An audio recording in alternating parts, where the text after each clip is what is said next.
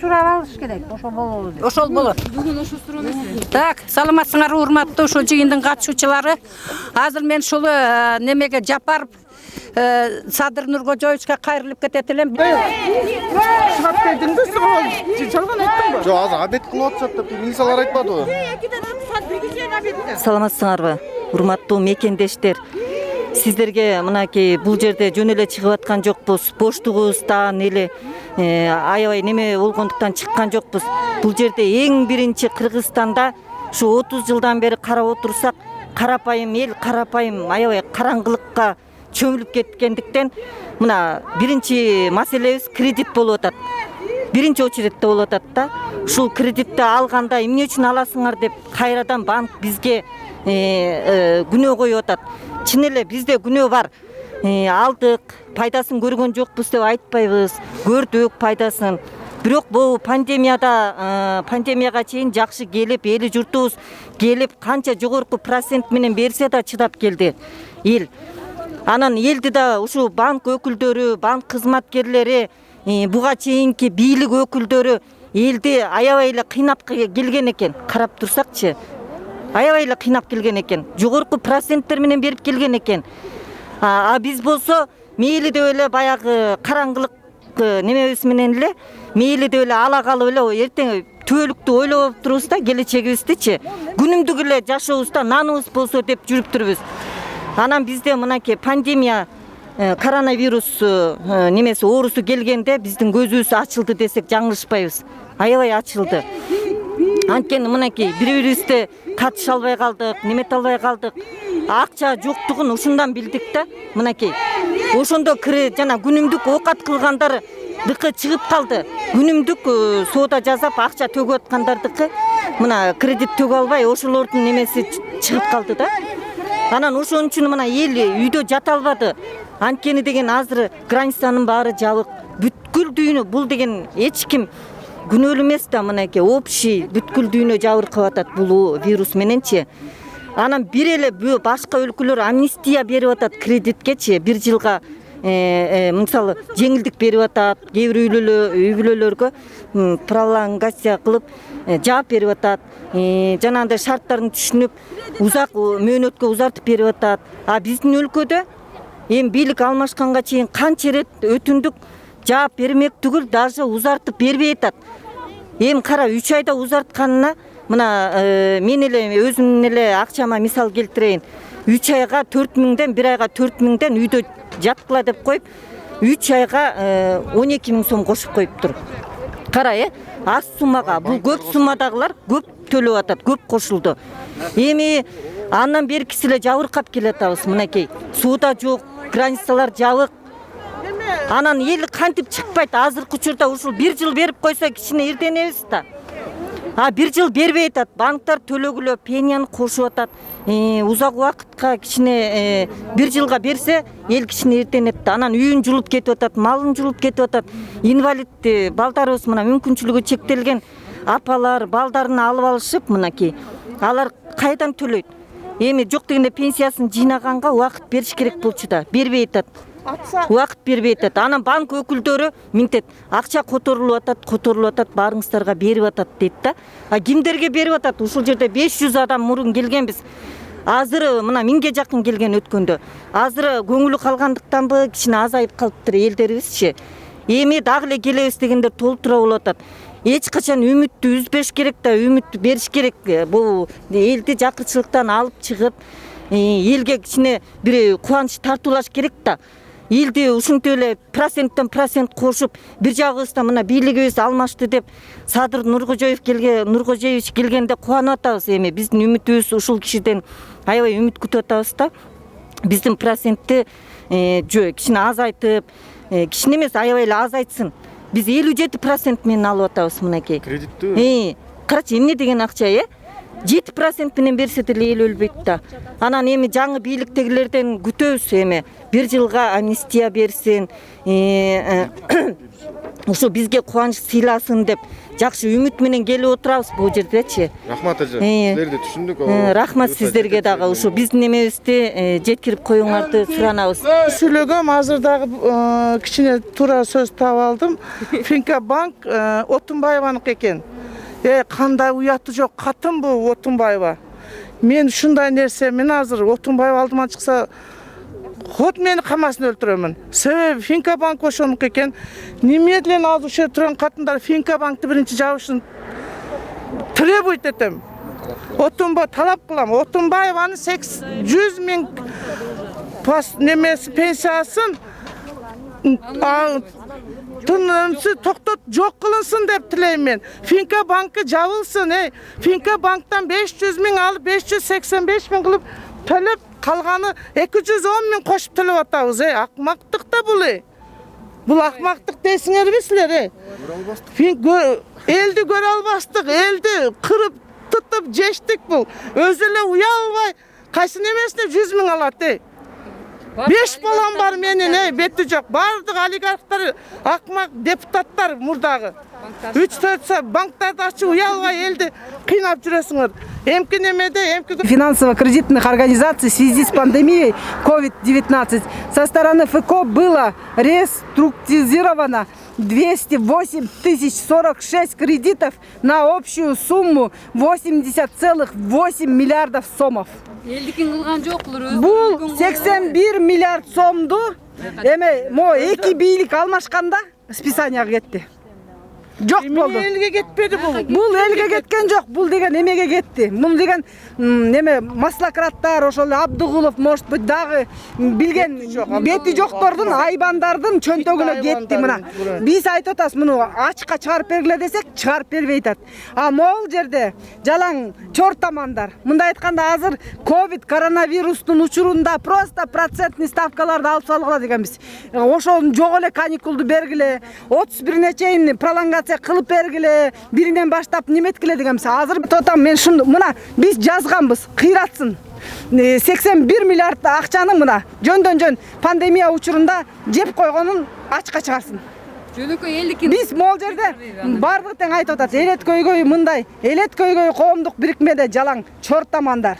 Жалаң карапайым эл, билимсиз, сапатсыз, кыйналган ошол жанагы кредитный компаниялардын бардыгы алдап кол койдуруп, сабатсыздыгын пайдаланып, мындай айтканда жакырчылыкка түрткөн адамдар. 2 бийлик эмес, 3 бийлик эмес, 4 бийлик алмашса дагы баягы эле бир нерсе болуп атат. Чечилбейби? Эртең бир күнү эл кырылып баштайт. Кырылып баштаганда анан булар деген ошону күтүп атабы же кандай чечимге келет, бирок биз талап кылабыз. 24-нөн баштап мөөнөтсүз башталган, керек болсо жатабыз ушул жерге. Россияда банковский системада реформа жүрсүн. Реформа жүрбөсө эчтеке болбойт экен. Биякта юристтери дагы, адистери дагы бүт бардыгы элге каршы иштеп атат. Эгерде мамлекеттин ичинде элге конституция боюнча, баш мыйзам боюнча каршы иштесе, бул чыккынчылык болот. Буларды чыккынчылык менен керек болсо эмеге сотко тартып берсин. Ар бир кредит берген адам, кредит алган адам дагы мыйзамдын алдында тең болуш керек. ФКОлорду дагы банковский системанын эмелерин иштеп аткан сотрудниктерин же болсо банковский ошо магнаттардын мыйзам менен аябай защищать этип коюптур. 120 чимкириктин айынан 120 чимкирик ошолорго деп жазып салыптыр. Текебаевдин айтканы туп-туура экен. Ал бизнес үчүн ушул конституцияны жазыптыр. Конституция негизгиси бизнес үчүн жаралган конституция экен. Кыргызстанда биз бул конституцияны тааныбай деле койсок болот экен. Анткени бул бизнес үчүн жазылган экен. Карапайым эл могу жерде жалаң карапайым эл келип атат. бир дагы карапайым элдин үнү жеткен жок бийликке. Жеткен жок. Азыркы учурда булар жалаң эле кресло делит этип, ар биринин өзүнүн тармактарын жулунуп, жанагы саясий партиялардын дележкасы, ошондо саясий партиялардын лидерлери диктовать этип атат. Сен могу жерде жашайсың, сен могу жерде аласың, сен тиги жерди жутасың, сен тигилердин баарысын талкалайсың деп. Жээнбеков ОДКБга ШОСтун алкагында бардык президенттердин алдында айткан, мен коррупция менен күрөшөм деп. Бирок коррупциянын күрөшкөнү ушул болуп атат да.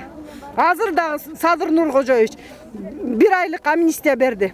Кимди кармап атат, кандай кылып атат? Биз аны азыр немесине келе элекпиз. Бирок по факту алганда эл кыйналып атат да. Кредиттер боюнча амнистия берилиш керек да.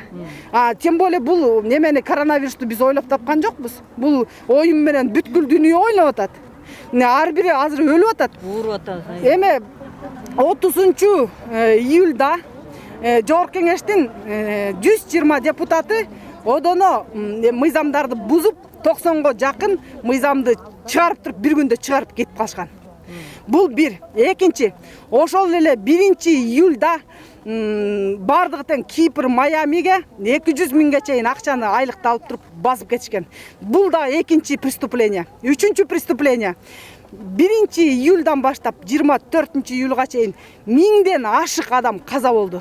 Ошолордун бардыгына жооп бериш керек ушулар. Эмне себептен? Анткени ошол баш мыйзамды жазып отурган адамдардын азабынан 1000 киши каза болду. Бирөөнүн сүйүктүү эжеси, бирөөнүн сүйүктүү апасы, бирөөнүн сүйүктүү атасы, бир тууганы 1000 киши өлдү. 1000 кишинин жоопко тартылган жок. Азыр болсо отуруп алып булар мен тигиге барам, мен тигини алам, мен момундай кылам деп отурганы бул уже каракчылык, чыккынчылык. Эгерде азыркы учурда биздин көйгөйүбүздү, биздин үнүбүздү укпагыдай болсо, анда грош баарыбызга сына. Биз анда жөн эле жылаңачтанып, же болбосо өзүбүздү өлтүрүп, өзүбүздү кырып, өзүбүздү мындай айтканда мамлекеттин кереги деле жок болуп калат да. Баарыбыз тең мындай айтканда суицид кылышыбыз керек болуп калат. Банк кызматкерлерине только бийликти берип коюптур да, эркиндикти берип коюптур.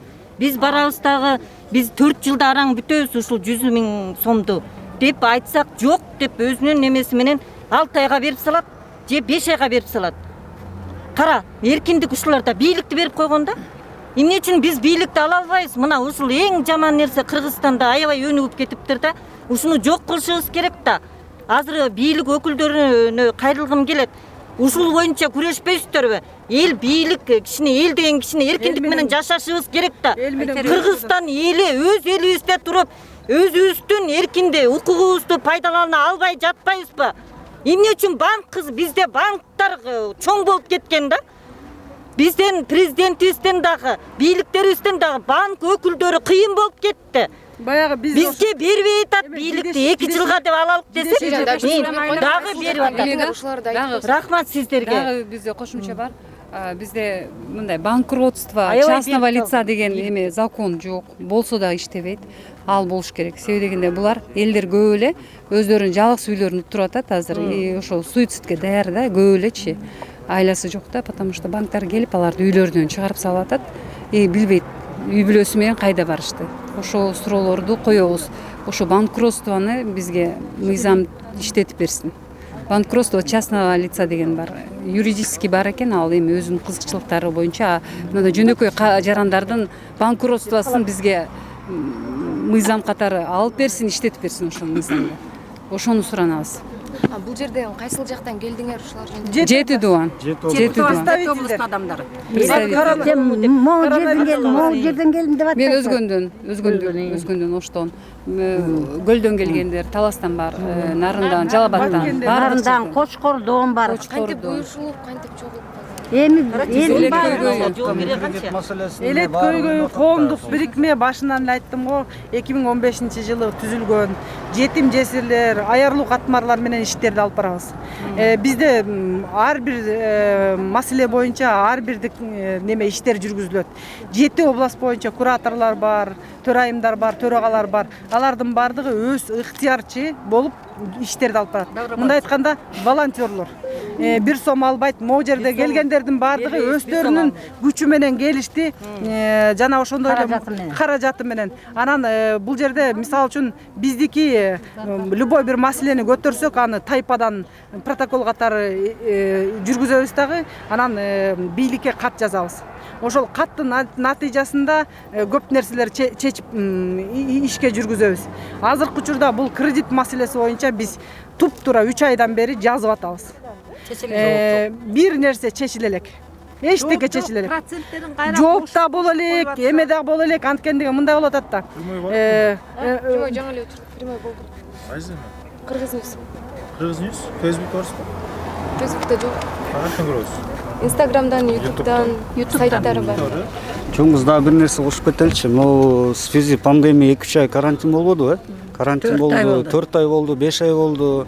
Аны өкмөт ойлогон жок. Элдер үйүндө жатып эле акча баскан жок да во время карантиначы. Мен өзүм кредитим бар личныч. Мен бака бирөө акча берип алып келген жок. Мен өзүм эменен желание менен келдим. Элдин эмесине кошулупчу. Анан эртең эле мына 4 айдан кредит бүттү. Бүтөр менен төлөдө эле чала баштайт да банктарчы. Төлөбөйсүң дейт. Биз 4 ай бою акча басып жатсак үйдө анда проблема жок эле, барып төлөп коймокпуз да, туурабы? Анан ошону айтып кетет. Мына могу чоңдорго да кайрылат элем. Мына урмат Садыр Жапар биздин убактылуу өкмөттүн азыр башкарып атпайбы президенти. Эми эмне үчүн чоңдор кичинекей низкий пайыз менен кредит алыш керек да, карапайым эл мындай апалар, эжелер, бизге деген 40%, 30% менен бериш керек. Ал өздөрү 2% менен алып, анан ошону да төлөбөй, аны амнистия кылып, аннулировать этиш керек. Эмне үчүн элдикин карабайт да ошолчу. Например, айылда мынакей жерин койгону бар, уюн коюп, тиги эптеп мал салын, тамын койгону бар. Ошонун баарын ойлонуш керек да. Мына Садыр Жапаров Кожекеевичке дагы бир жолу кайрылат элем. Ушу элдин ушул жерде турган элдин надеждасы сизде. Сиз ушул элдин көйгөйүнө тилегенин угуп, ушуну бир маселени чечип берсеңиз аябай жакшы болот эле. Анан дагы бир айтып кетерим, себеби могу долларовый кредитиңиздер бар да, туурабы? Долларовый. Өзүм деле лично 6 жыл мурун доллар менен алгам, 7 жылга деп. Дагы эле бүт элек, дагы 2 жыл кошуп салышты. Билесиз, 6 жыл мурун 50 сом болчу долларчы. Азыр 82ден төлөтүп атат Байтүшүн банкычы. Ачык эле айтам, Байтүшүндөн алгам. Төлөбөсөм үйүңдү алып коем дейт. Аны айла жок, төлөйбүз. Бизде Кыргызстанда жумуш жок да. Биринчиден өкмөт элге жумуш берсин. Депутаттарга окшоп, чоңдорго окшоп биз деле 30-40 миң алалы. 1000 доллар алалы, минималый да. Анан кредит төлөбөй койсок айтса болот да. Бул жерде айлык алган ашып кетсе 15 миң алар, 20 миң мейли. Жакшы иштеген. Айлык алгандар жок. Пенсионерлер, мугалим врачтар, анан да жана ипотека сөздү козгоп кетейин да. Ипотека деген бизде негизи туура эмес. Алматы, Россияда мен өзүм көп барып жүрөм. Алматы, Россияда ипотека деген кардар алып атса банктан, ага деген ошо фундаментинен баштап ошо үй бүткөнчө ипотека берет 15 жылга чейин, 18 жылга чейин. Бизде ипотека беребиз дейт деле байкуш карапайым эл келет да ипотека алайын десе, ипотека алыш үчүн 30% болуш керек. Адам чөнтөгүндөчү, мен если ипотека алам, бир 30 миң долларга алып атсам үйдө, мен 10 миң долларым болуш керек экен да. 10 миң долларым болсо, зачем мен аны ипотека алып, бир жерден участок 5-6 миң долларга салып, бир времянка же бир кичинекей үй сала албаймбы, сокмодон болсо дагычы. Ошол ипотеканы да карап берсе жакшы болмок. Ипотека деген бул 0дон башталыш керек, 0дон. Мен 40 миң долларга аламбы, 20 миң долларга аламбы? Ошону деген банк төлөп бериш керек. Мөөнөтүн узартып 7 жылга, 10 жылга деп баягы адам ошо пайызы да бизде чоң. Эми сравнение с Алматы, Москва менен, Москвада 10%. Эмеде болсо Алматыда вообще 5% берди. Назарбаев убагында 5% кредит. 5% кредит эми бере албайт эми. 5% менен берсе, 5 болбосо да 10% менен берсе, кыргыз көп болуп калат дейсиңер. Ошол 5% менен берсе, эми банк по-любому өзүнүкүн уттурбайт да. Мен билгенче эле депутаттар алат экен 2% менен, чоңдор алат экен 2%, 1% менен, анан төлөөлбөй калса эле алардыкын жоюп коет экен деле карапайым элдердикин жоюлбайт да. Почему эме депутаттардыкы жоюлат? Мен өзүмдүкү мына 7 жылга алгам, ипотека деп берип коюшкан. Бирок азыр соттошуп атсам, сиздики под бизнес потребительский дейт да.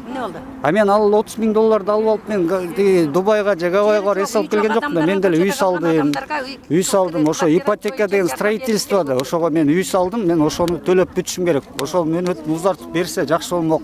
Анан могу долларбы ошонун курсун дагы 50дөн алды, 50дөн төлөтүш керек да. Бул 82ден 85, 90го чыкты. Ошондо да төлөп аттык. А жумуш жок да, Кыргызстанда жумуш жок. Такси, маршрутниктер, швейный цех, базарда анча-мынча иштеген болбосо, калган бизде завод жок. Башка өлкөлөргө окшоп. Башка Северный Корея, Южный Кореяга окшоп же завод салып койсун, чоң завод. Анда элдер бар, иштебей койсо анда айтса болот, мен заводто эле салдым, иштеп кредитин төлөбөйсүңбү депчи. Ошондой. Всё. Ооба, аз берем. Инвалидтердин атынан деп, анан жеке өзүм атыман деп. Жок, кармап эле калдым, мен кармап турам. Урматтуу Садыр Жапаров, мен сизге кайрылып жатам. Үчүн үйгө мукташмын. Аябай инвалидтердин атынан. Мен шаарга келгенде аябай кыйналам. Гостиницага жатам. Ошо үй жоктугунан мага үй бериңизди суранам, өтүнөм. Жана инвалидтердин атынан. Ошо фамилиям Сапалова Кыял. Асан Кадыровна.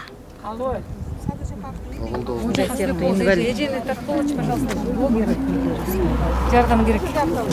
Апа. Мен дагы инвалидтердин атынан, жалпы элдин атынан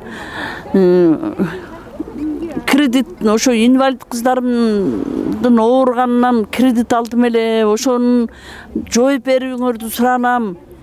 Жардам берсеңер, жалпы элге ушу кредитти жооп берсеңер. Үй жай, турак жай жок. Ошо үй жайга жардам берсеңер, айланайындар. Ошо элдин көйгөйүн чечип берсеңер. Ушинтип элдин талабы мүдөөсүн көтөрүп аткандар талап мүнөөсүн аткарып берсеңер. Мен фамилиям Шарипова Жаңыл Бүйүкалыковнамын. Ак Суу районунан келдим. Эки кызым инвалид, бирөө 45-те, бирөө 33-тө, бирөө баспайт коляскада, өзүм жалгыз карайм. Ошол кызым ооруганына байланыштуу кредит алып төлөй албай атам. Пандемия учурунда 3 айга каникул кылып алсам, азыр проценти көбөйүп, оготер көбүрөөк болуп калып, төлөй албай атам. Ошону жооп берүүңөрдү суранам. Рахмат.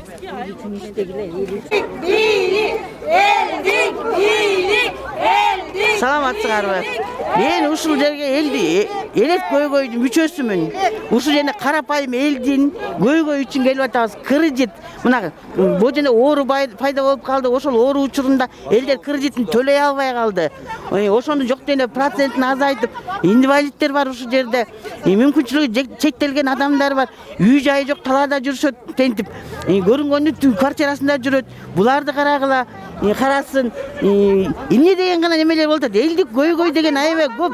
Чыгып биз менен сүйлөшүп койсо болобу? Мисалы, мен ушундан нааразымын. Аябай нааразымын бийликке. Келип биздин немебизди муңубузду угуп коюшпайбы? Мына кредит төлөй албай кандай кыйналып атабыз, например.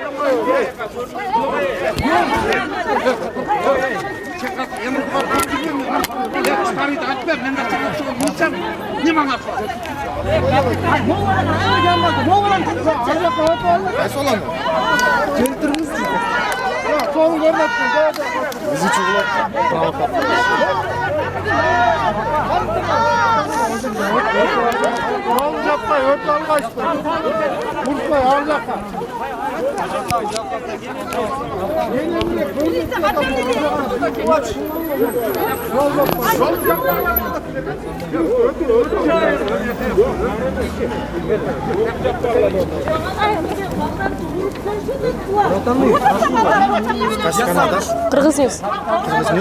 Неме канал эмес биздики. Телевидение чыгарасыңарбы?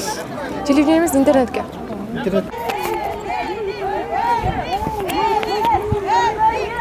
Ыйкырбап.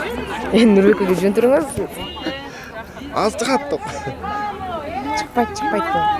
Чыгат бир Садырбайке жакшы да. Чыгат.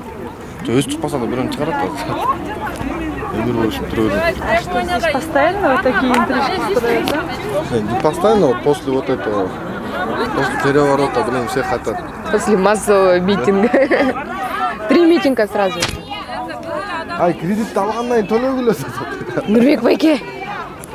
Не, они тоже я тоже кредит получила, 65 тысяч, я 9 месяцев оплатила, а у меня основная сумма стоит сейчас 58 тысяч. Я только, получается, проценты только оплатила, а за 9 месяцев опять 500 платила. Это получается за 9 месяцев мне почти до 41 нерсемин только проценты оплатила, еще у меня с процентами было. О, точно жетет. Эмнеге келдиңиз бияка? Мен урматтуу şu журналисттер, элдин көйгөйү деп келдим. Өзүмдүн дагы көйгөйүм бар. Себеби мына кичине банктар, РСК государственный банк болсо, айыл банктын дагы жарымы олигархтардыкы акционерный. Башка банктардын бардыгы мына 35%тен кредит алып бечара болуп калганбыз азыркы күндө.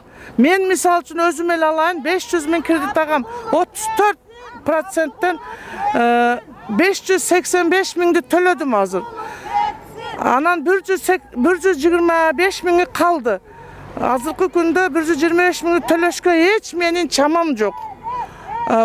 Заман мындай, иш жок, балдарым иш жок отуруп калды. Чалым экөөбүз пенсионерибиз, ишенсеңер экөөбүздүн пенсиябыз 10 000ге жетпейт. Каяктан мен төлөйм? 500, 270, 210 000 кошуп төлөтүп атышат. Менин акыркы немем азыр бу жерде инвалид адамдарды алып келгем, аялдардыкын, эркектердикин өзүмкүн кошуп. Мен демек мен ошол кичине банктарды, олигархтардын банкын, коммерческий банктарды жабылсын.